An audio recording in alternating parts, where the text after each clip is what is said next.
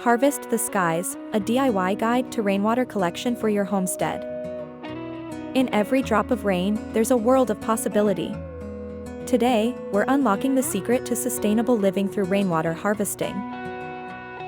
First, let's talk setup.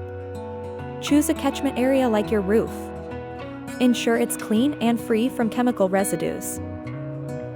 Next, you'll need a way to direct that precious rainwater. Gutters and downspouts become your best friends, channeling water to your collection point.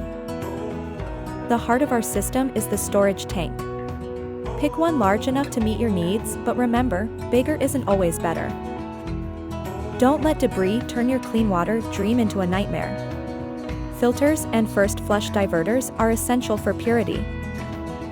With collected water, the possibilities flourish.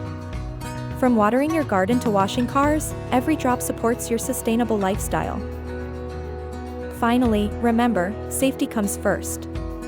Use non-potable water wisely, and if considering drinking, consult professionals for proper treatment and testing. Happy harvesting!